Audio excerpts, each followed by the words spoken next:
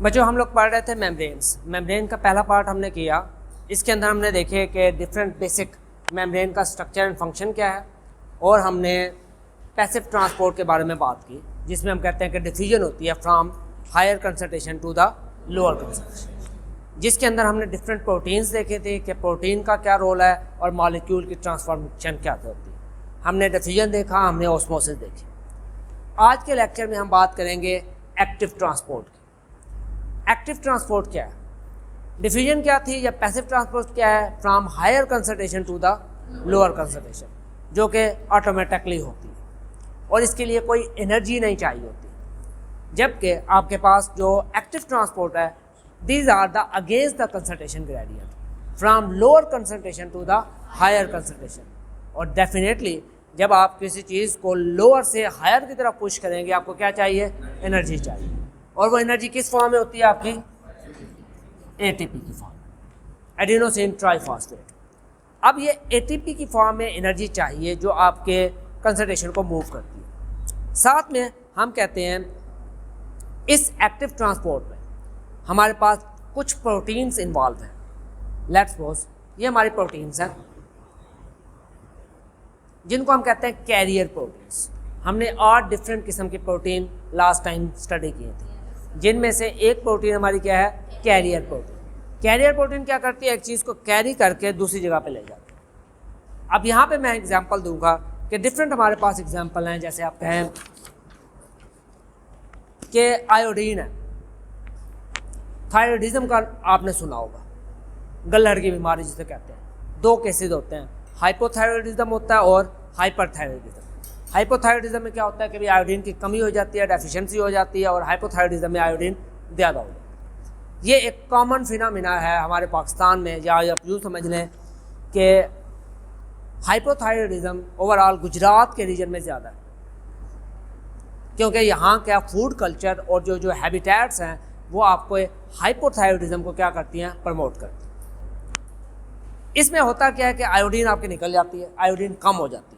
Iodine क्या हो जाती है, कम हो जाती है, वो आपकी आयोडीन वहाँ से निकल गई। सिमिलरली आप कहते हैं कि डायबिटीज़ है जिसमें ग्लूकोज है, गट में से ग्लूकोज निकल आता है और आपके बॉडी के अंदर फैल जाता है। मेन जो आप कह लें कि हाइपरग्लाइसीमिक हो जाता है बंदा, मेन ग्लूकोज की कंसंट्रेशन क्या हो गई है, ज़्यादा हो गई। देन आपके पास यूरिया की कंसंट्रेशन ज़्यादा हो जाती है। उस केस में क्या होता है, आपके जो सोडियम आयंस हैं वो वहाँ से बाहर निकल आते हैं।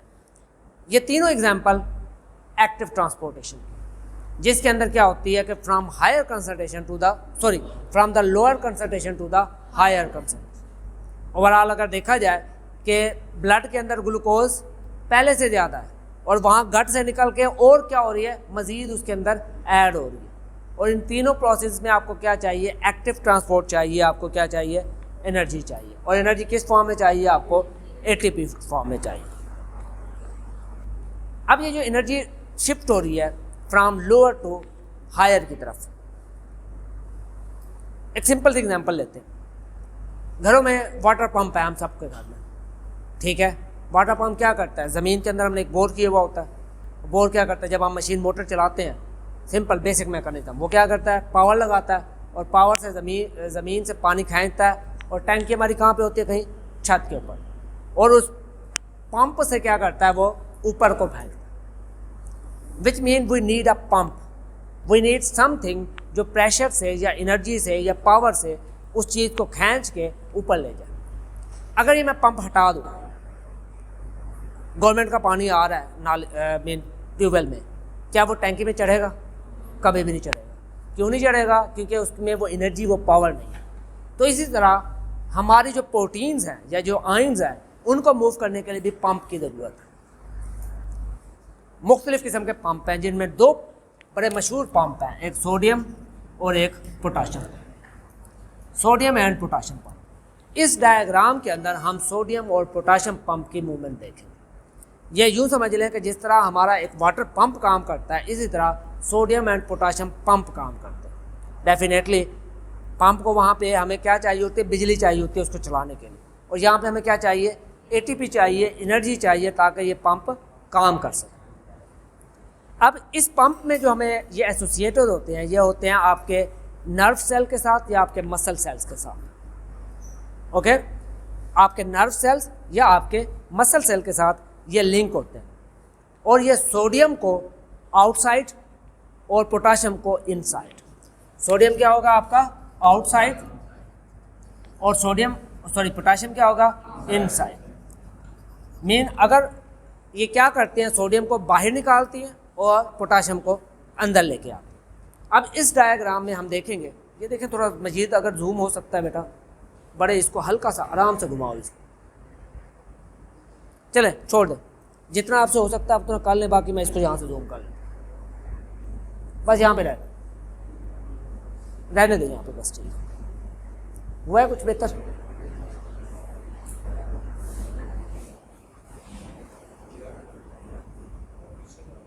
चलें छोड़ दें उसको। अब ये देखें, ये पहला स्टेप है, ये आपकी क्या है बेटा कैरियर प्रोटीन। इस कैरियर प्रोटीन में क्या है कि आप देखें इसके अंदर शेप्स बनी हुई हैं। अगर मैं इसको थोड़ा सा डिफाइन करूं,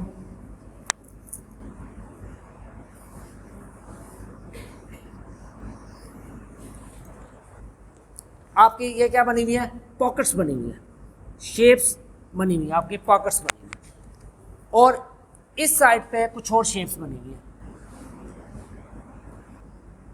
मेरी डायग्राम बेशक इतनी अच्छी ना हो, मगर आपको विजिबल हो जाएगा कि मैं क्या बनाना चाह रहा हूँ।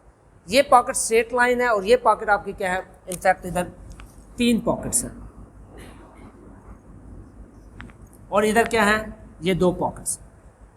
बेसिकली आपने इन पॉकेट्स पे ध्यान देना। ये देखें, ये 1, 2 और 3, इधर क्या है 1 और 2। अब ये सेल मेम्ब्रेन है, ये पूरी क्या है आपकी एक कैरियर प्रोटीन है, जिसने कैरी करना है किसी भी चीज़ को। अब इस कैरी करने के लिए इसके अंदर आपके, मैंने क्या कहा कि पॉकेट्स बनेंगे। आपके पास सोडियम आयन है, ये सोडियम आयन की शेप क्या है, स्क्वायर में है।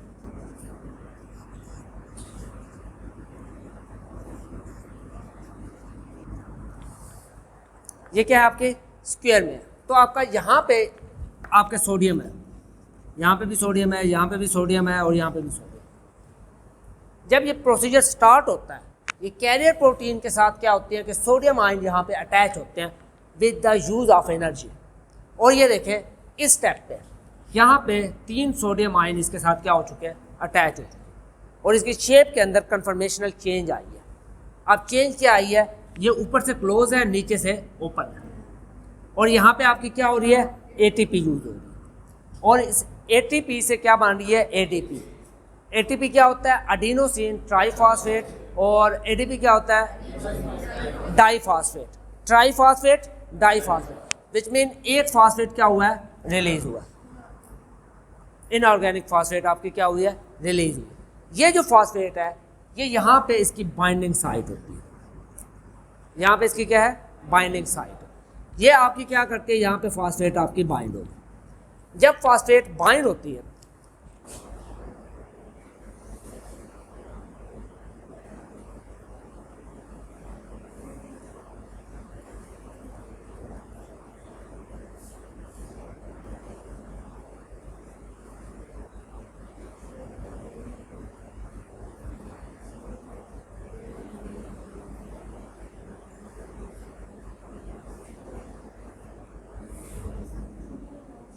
ये अब नेक्स्ट डायग्राम है जी। इसमें आपके फॉस्फेट बाइंड होती है, जैसे ही फॉस्फेट बाइंड होगी, सोडियम आयन ऊपर की तरफ मूव करेगा। देखें, ये आउटसाइड द सेल है। मैं थोड़ा सा इसको बना देता हूँ ताकि आपको समझने में आसानी हो।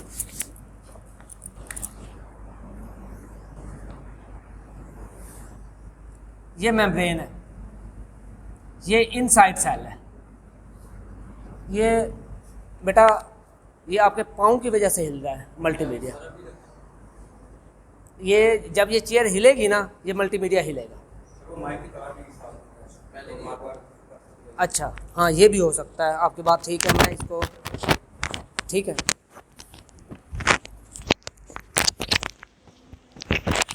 अब ठीक है।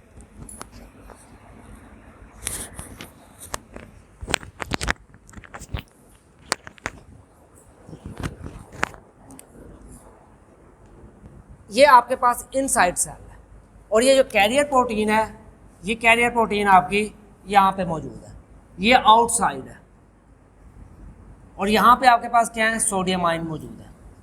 हमने देखा था कि सोडियम आयन ने कहाँ जाना है, बाहर की तरफ जाना है। यहाँ पे एटीपी आएगी और जब यहाँ पे फास्फेट लगा, ये फास्फेट लगा, सोडियम यहाँ से अटैच होकर क्या निकल गए, बाहर निकल गए। 3 सोडियम आयन एक टाइप में, कितने, 3 sodium ion outside the cell जाते हैं। कितने जाते हैं, 3 जाते हैं। नेक्स्ट, जब ये सोडियम आयन जाते हैं तो इसकी शेप चेंज हो जाती है। पहले ये यूं थी, अब ये क्या हो जाएगी, यूं हो जाएगी। पहले ये यूं थी, अब क्या हो जाएगी, यूं हो जाएगी। अब यहाँ पे ये ओपन हुई है, यहाँ पे ये देखें पोटाशियम की शेप उसने क्या है, राउंड बनाई हुई है, गोल बनाई हुई, पिंक कलर में। अब ये पिंक कलर के ये यहाँ पे क्या आ जाएंगे, पोटाशियम, सॉरी, इसके अंदर फिट आ जाएंगे। और एक स्टेज आएगी कि यहाँ पे आपके पोटाशियम फिट आ गए। जब ये पोटाशियम फिट होंगे, इसकी शेप क्या हो जाएगी, क्लोज हो जाएगी, ये बंद होगी। जब ये बंद होगा, देन आपके पास यहाँ पे फॉस्फेट रिलीज होगी। जब फॉस्फेट रिलीज होती है आपकी,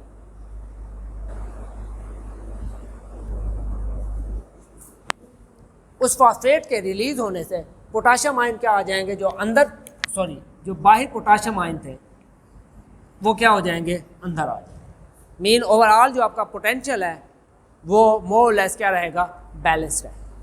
तो इस सोडियम और पोटाशियम आयन की मदद से, एटीपी की मदद से हमारे बहुत से आयन इन और आउट करते हैं।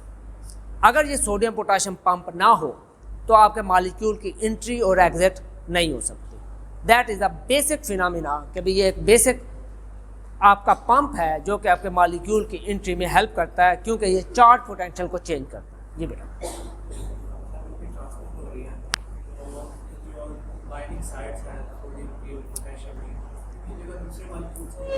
हाँ, अगर इनकी जगह कोई दूसरा मॉलिक्यूल आ जाए, सम टाइम आपके केसेस में, जैसे मैं आपको बताऊं, सोडियम क्लोराइड की एग्जांपल ले लें आप। सोडियम क्लोराइड हमारे पास नॉर्मली सोडियम इस तरह बाइंड होता है, जबकि क्लोराइड आयन है वो उसकी बाइंडिंग एबिलिटीज उसकी नहीं है। बाइंडिंग एबिलिटीज ना होने की वजह से हमारा क्या होता है कि क्लोराइड आयन सिंपली, क्योंकि छोटा आयन है, स्मॉल आयन है, वो सिंपली जो मेम्ब्रेन की परमिएबिलिटी है उससे डिफ्यूज इन हो जाता है या डिफ्यूज आउट हो जाता है, एक बात। बट जब सोडियम क्लोराइड आपका आयन होता है, यहाँ पे एक डिजीज़ है मेरा ख्याल है, I think that is cystic fibrosis.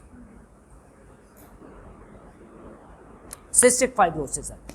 उस केस में क्या होता है, हमने शायद पीछे भी डिस्कस की होगी, सिस्टिक फाइब्रोसिस में आपके जो क्लोराइड चैनल है वो बंद हो जाता है, जिससे क्लोराइड की मूवमेंट, मीन सोडियम क्लोराइड आपका इन और आउट करता रहता है। अगर यकीन नहीं आता, ज़बान को स्किन से टच करके देख लो, नमकीन फील होगी। क्यों? ये वो सॉल्ट हैं जो हमारी बॉडी से निकल रहे हैं, या जो स्वेट के साथ आते हैं, आपको पसीना आएगा, ये ज़्यादा आपको फील होगा। ये क्या है? ये वो सॉल्ट हैं जो आपकी बॉडी से, मेम्ब्रेन से बाहर निकल रहे हैं। अब ये चैनल अगर बंद हो गया, जैसे क्लोराइड एनल चैनल बंद हो जाता है, तो हमें एक डिजीज़ हो जाती है जिसको हम क्या कहते हैं, सिस्टिक फाइब्रोसिस। अगर इनकी मूवमेंट प्रॉपर ना हो तो हमारा पूरा सिस्टम क्या हो जाएगा, फॉल्टी हो जाएगा। जो आपका क्वेश्चन था, अगर इसकी जगह कुछ और लग जाए तब भी हमें कोई डिजीज़ हो जाएगी, क्योंकि these carrier proteins are specific for specific molecule, और ये स्पेसिफिक चैनल तभी ओपन होंगे जब आपके पास स्पेसिफिक मॉलिक्यूल आएगा।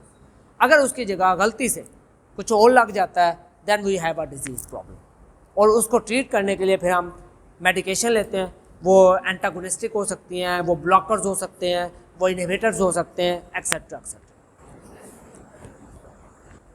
वो स्पेसिफिक होती हैं कि उन सिस्टिक फाइब्रोसिस की एक स्पेसिफिक टारगेट प्रोटीन होती हैं जो उनको टारगेट करती है। जी बेटा, क्वेश्चन?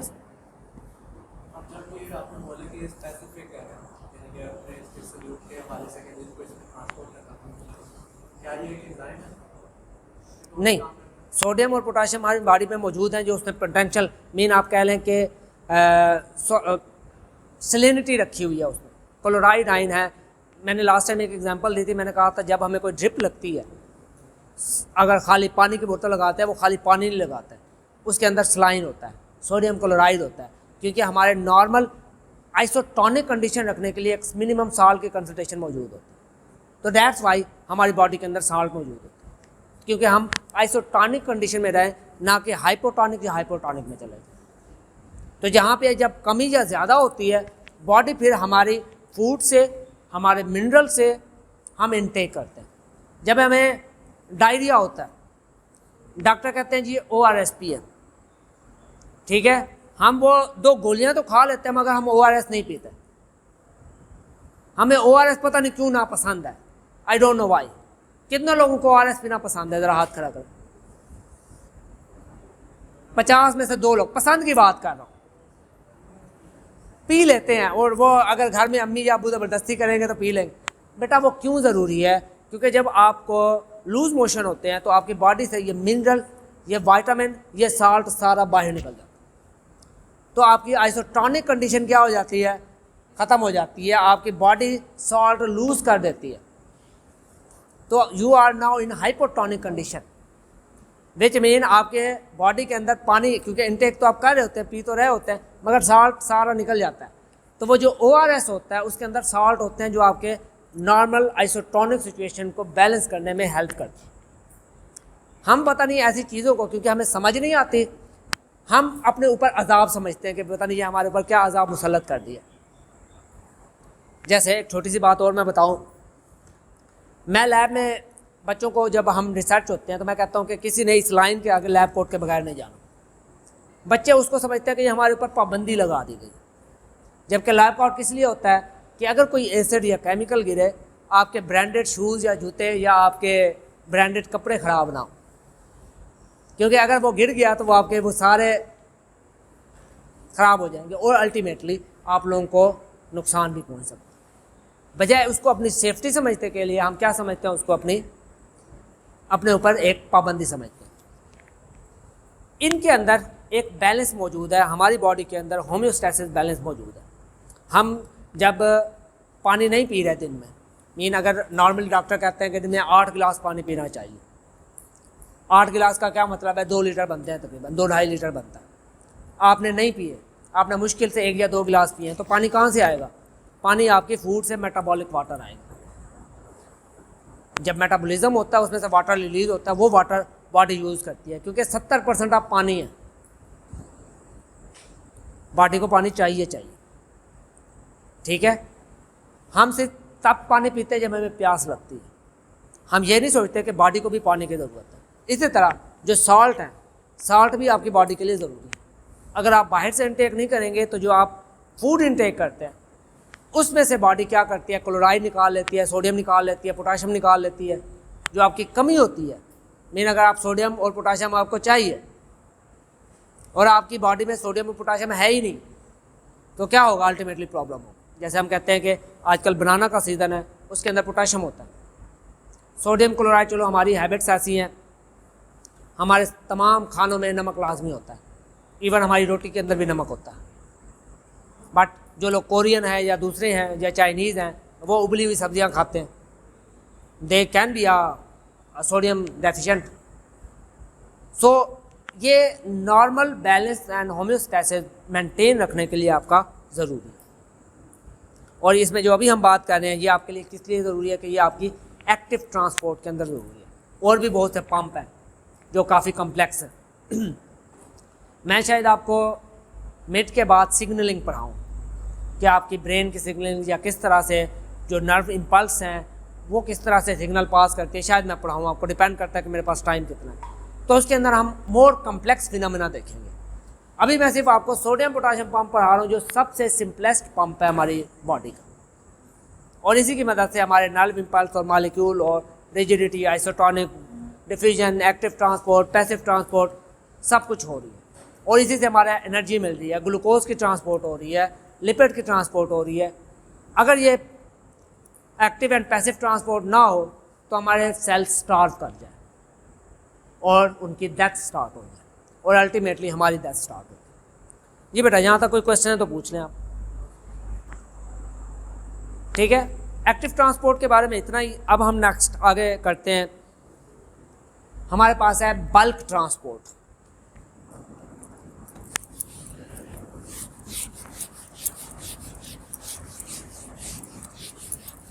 मुझे जो चीज़ ना समझ आए पूछ लिया कर।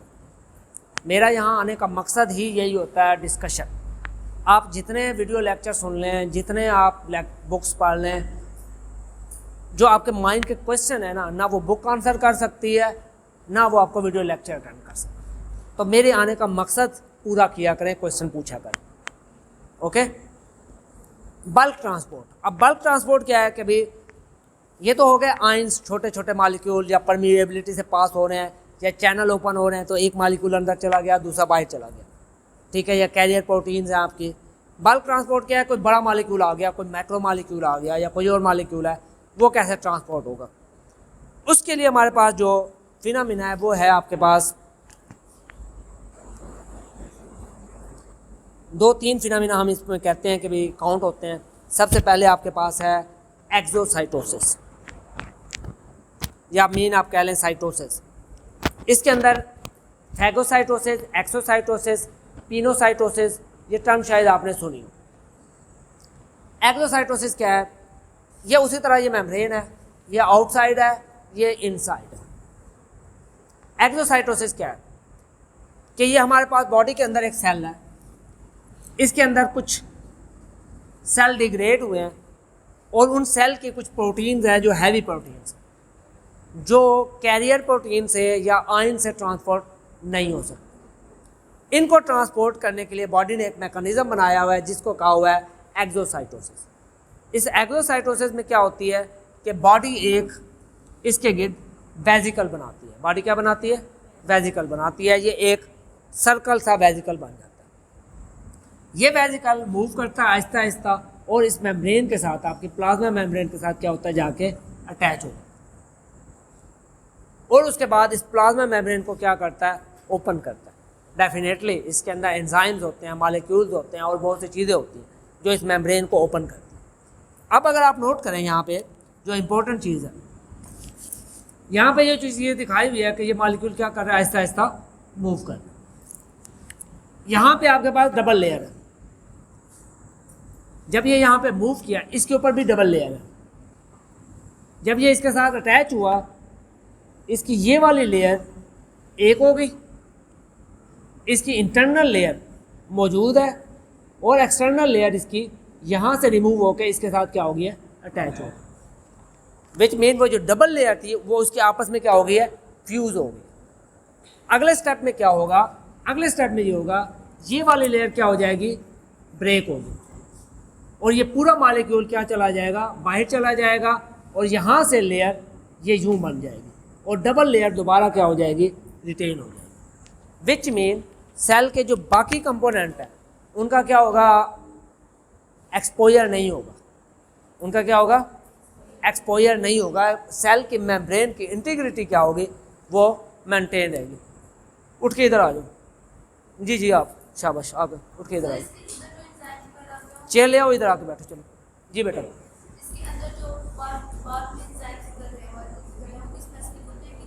इसके अंदर लाइसोजाइम होता है, फैगोसोम्स वगैरह होते हैं जो इसको डिग्रेडेशन में इसकी हेल्प करते हैं। चेयर ले आओ, जाओ, चलो शाबाश।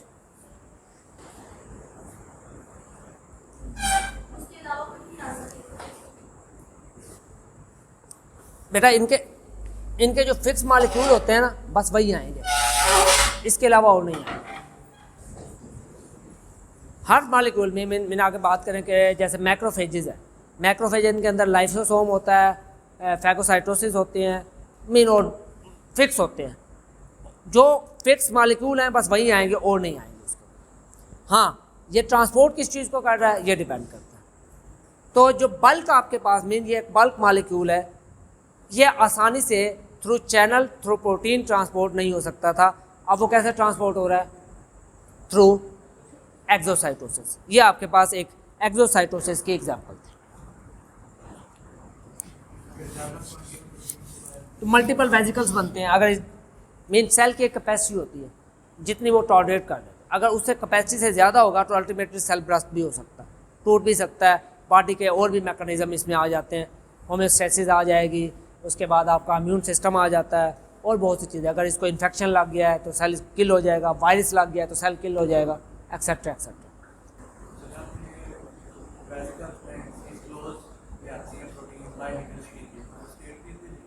बिल्कुल, लिपिड बाइलेयर। फ्यूज़ हो जाती है फिर ऊपर। तो कंपैरेटिवली ये इस तरह से होता है कि भी एक लेयर ओपन होती है और फिर इस तरह से होता है कि लिपिड बाई लेयर आपस में हाइड्रोफोबिसिटी मेंटेन रखते हैं। मैं देखें जो हाइड्रोफोबिक एंड्स हैं वो आपस में हाइड्रोफोबिक, यहाँ पे देखें ये हाइड्रोफोबिक से साथ जुड़ा हुआ है। ये जो ब्लू वाले हैं ये हाइड्रोफिलिक है। तो बॉडी इसको क्या बनाती है, अपना सर्कल को मेंटेन करती है। थोड़ा सा सरफेस एरिया बढ़ता है मगर इतना नहीं बढ़ता कि वो आप कह लेना कि इसकी जो फ्लूइडिटी है उसके अंदर रहता है। फ्लूइडिटी क्या है कि भी हम कहते हैं कि थोड़ा सा ये बिल्कुल रिजिड नहीं है, it's just like sponge like, जिससे हम कहते हैं कि भी थोड़ा सा मूव होता है और उसके बाद फिर क्या होता है अपनी जगह पे वापस आए, बिल्कुल हार्ड या रिजिड नहीं है ये बेटा। नेक्स्ट हमारे पास है फैगोसाइटोसिस।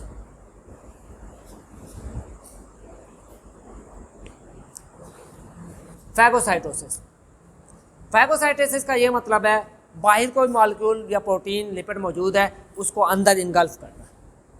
ये फिनोमेना शायद आपने पढ़ा हो, मैक्रोफेजेस वगैरह होते हैं वो क्या करते हैं, फैगोसाइटोसिस कर लेते हैं। इसमें यही चीज़ दिखाई हुई है कि यहाँ पे ये मॉलिक्यूल है, इसके गिर्द वेजिकल बनी और यहाँ से क्या होगा, ये मेम्ब्रेन इसको क्या कर लेगी, आप आगे इनगल्फ कर लेगी। ये आपके पास फैगोसाइटोसिस है। इसी तरह आपके पास नेक्स्ट है पिनोसाइटोसिस। फैगोसाइटोसिस होता है सॉलिड मॉलिक्यूल के लिए और पिनोसाइटोसिस होता है लिक्विड के लिए। अब ये लिक्विड मॉलिक्यूल से ये सैल्यूट मॉलिक्यूल हैं जो बल्क में सेल के बाहर से गुजर रहे हैं और बॉडी को इन मॉलिक्यूल की क्या है, ज़रूरत है। तो बॉडी क्या करेगी, वेजिकल बनाएगी और जितना वो घेर सके एक वेजिकल में उतना घेर के अंदर ले आती है और इनके ऊपर प्रोसेस करती है। में डिपेंड करता है कि बॉडी को कितनी नीड है, बॉडी मेंटेन करती है। बॉडी ने देखें अगेन होम्योस्टेसिस मेंटेन करना है। ये सैल्यूट है, बॉडी को अगर ज़्यादा चाहिए तो बल्क में ले आएगी, अगर 2-4 चाहिए तो डिफ्यूजन के थ्रू वो हो रहे हैं। ओके, इसके बाद नेक्स्ट हमारे पास रिसेप्टर मेडिएटेड एंडोसाइटोसिस। ये बाकियों से थोड़ा सा डिफरेंट है, इसको हम देख लेते हैं। अच्छा, जो पीछे मैं फैगोसाइटोसिस की बात कर रहा था वो कहते हैं कि भाई अगर आप ओवरऑल सेल के स्ट्रक्चर को देखें, ये जो वेजिकल बनती है या जो ये बनता है इसका साइज 0.2 माइक्रोमीटर से ज़्यादा नहीं होता, क्योंकि सेल कितना होता है बेटा, बहुत ही छोटा होता है। अब उसके अंदर मेम्ब्रेन है, उसके अंदर वेजिकल बन रहा है। ये ऐसे नहीं है कि भाई आपने ये चेयर जितना मॉलिक्यूल उठा के सेल लेके जा रहा है। सेल के मॉलिक्यूल भी छोटे छोटे हैं मगर स्ट्रक्चर वाइज, शेप वाइज वो क्या होते हैं, छोटे या बड़े होते हैं। अगला आपके पास जो टॉपिक है that is receptor mediated endocytosis. इसमें फ़र्क क्या है, ये भी एंडोसाइटोसिस है, इसने भी मॉलिक्यूल अंदर लेके जाने हैं बट इसके अंदर एक स्पेसिफिक स्ट्रक्चर होता है जिसको हम कहते हैं कोटेड पिट। ये कोटेड है और ये पिट है। इसका पिट क्या होता है, घड़ा। वो कहते हैं ना कि कुआं है, जैसे कि गहरा खड्डा है, उसमें उसके अंदर कोई चीज़ डाल दी जाए, बट ये एम्प्टी नहीं है, इसके अंदर कुछ स्पेसिफिक किस्म के क्या बने हुए हैं, रिसेप्टर बने हुए हैं जो स्पेसिफिक मॉलिक्यूल को क्या करता है, अट्रैक्ट करता है। तो that's why they are known as coated पिट्स।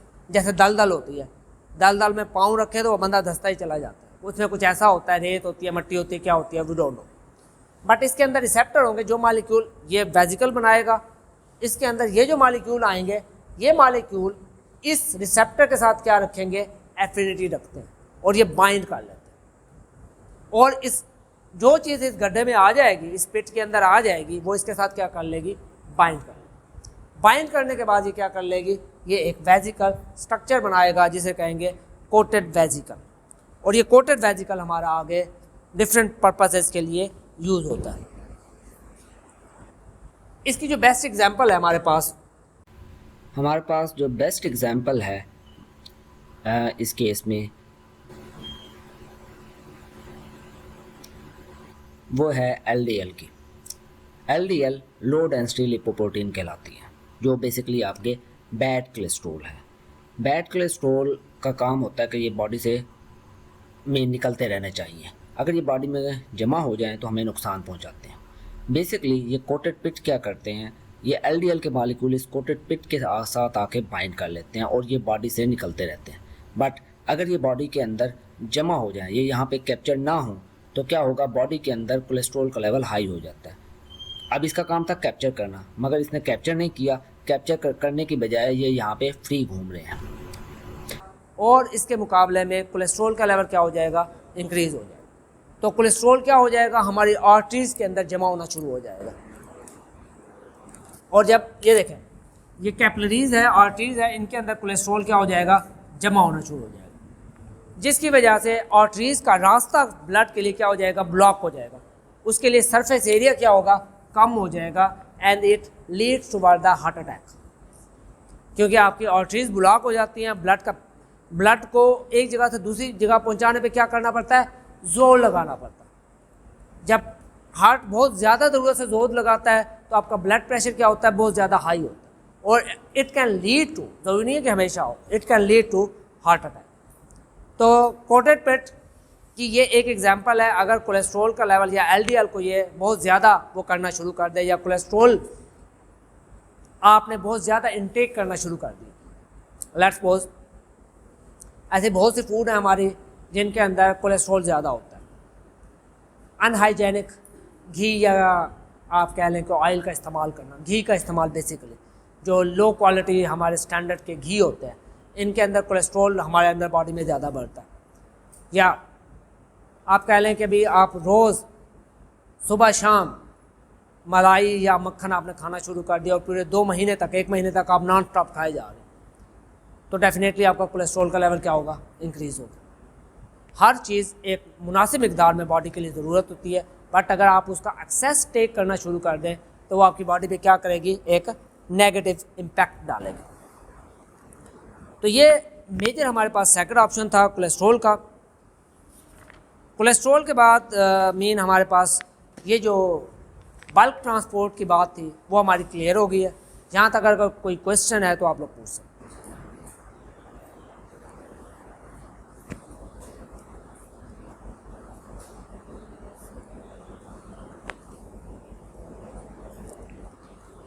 Bulk transport के बाद जो नेक्स्ट हमारे पास कॉन्सेप्ट है वो है मॉडिफिकेशन ऑफ सेल सर्फेसिस। ये स्ट्रक्चर हम पढ़ चुके हैं। ये क्या है, आपकी सेल मेम्ब्रेन है, एम्बेडेड प्रोटीन्स है, ये इनसाइड है, ये आउटसाइड है, इंटीग्रेंस हैं, फाइब्रोजेंस हैं, वगैरह वगैरह वगैरह। ये एक एनिमल की सेल वॉल। अब इसको हम क्या कहते हैं, extra cellular matrix. In short हम इसको कहते हैं ECM। ये एक्स्ट्रा सेलुलर मैट्रिक्स क्या है? एक्स्ट्रा सेलुलर मैट्रिक्स आपका वो मैट्रिक्स है, ये तो आपके सेल मेम्ब्रेन है, ये इनसाइड सेल है। इसके अलावा यहाँ पे जो मटेरियल मौजूद है ये आपका सारा क्या है, एक्स्ट्रा सेलुलर मैट्रिक्स। इसके अंदर प्रोटियोग्लाइकन है, फाइब्रिनोजन है, इंटीग्रेंस है, इलास्टिन्स है। ये आपकी क्या बनाती हैं, एक्स्ट्रा सेलुलर मैट्रिक्स। ये एक सेल है, ये दूसरा सेल है, ये तीसरा सेल है, ये और सेल है। इनके दरमियान जितने भी मॉलिक्यूल ये यहाँ पे जो स्पेसेस होंगी, ये क्या है आपका ECM है, extra cellular matrix. Extra cellular matrix क्या प्रोवाइड करता है, आपको एक बेस प्रोवाइड करता है। आपको क्या प्रोवाइड करता है, एक बेस। मेन यूँ समझ लें कि छत पे हमने लंटर डाला हुआ है, लंटर डाला हुआ है ना, लंटर में हम क्या डालते हैं, सीमेंट होती है, बिजली होती है, सरिया होता है, वगैरह वगैरह वगैरह, और साथ में क्या होता है, पिलर होते हैं। और उस पिलर पे क्या होता है, हम एक पूरा फ्लोर एक और खड़ा कर देते हैं, उसके ऊपर फिर एक और फ्लोर खड़ा कर देते हैं।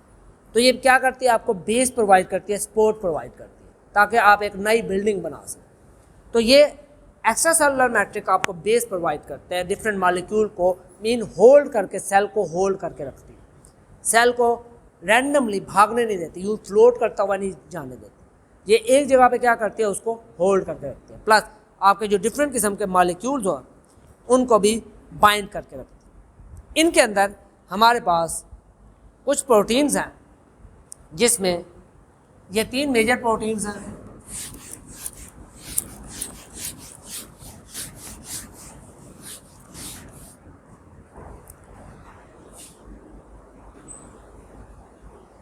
पहली प्रोटीन है एडिशन प्रोटीन। एडिशन प्रोटीन क्या होती है?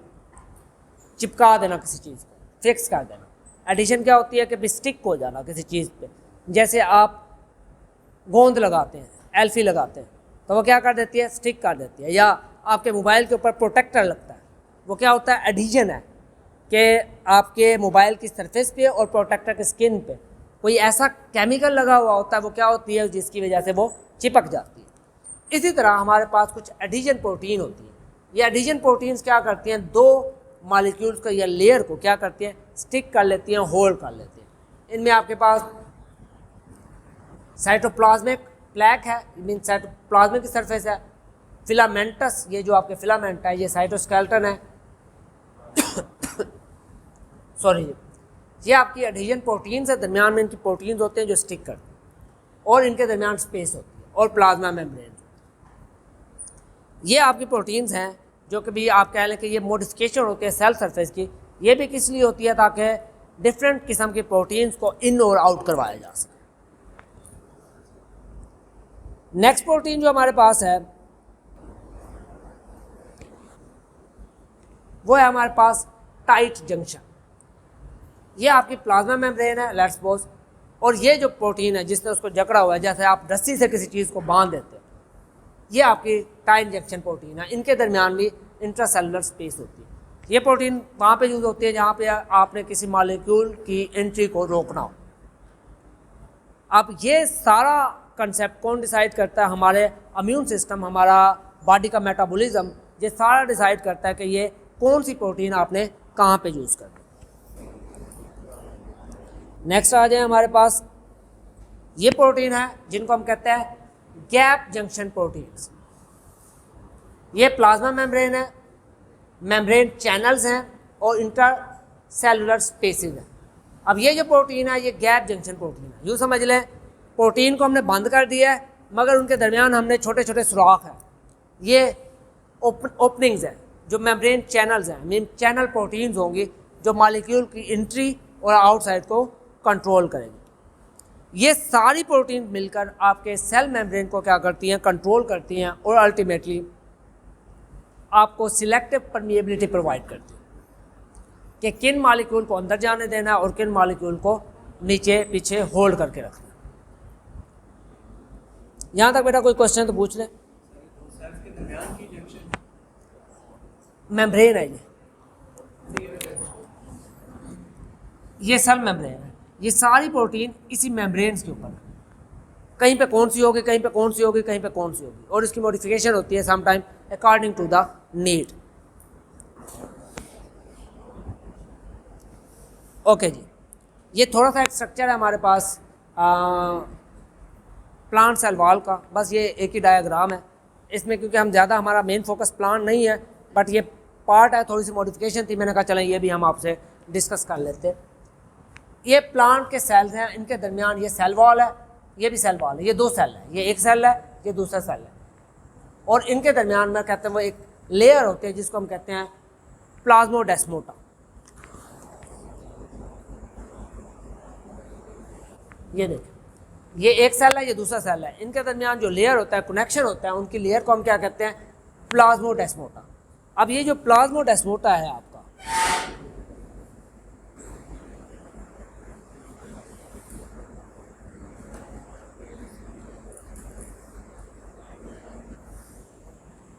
ये जो प्लाज्मोडेस्मोटा है, ये इसमें प्लाज्मा मेम्ब्रेन है, सेल वॉल है, और मिडल में ये है आपका, यहाँ पे साइटोप्लाज्म है, इधर भी और इधर भी, और ये दो सेल्स के दरमियान ये जो स्पेस है ये आपका क्या है?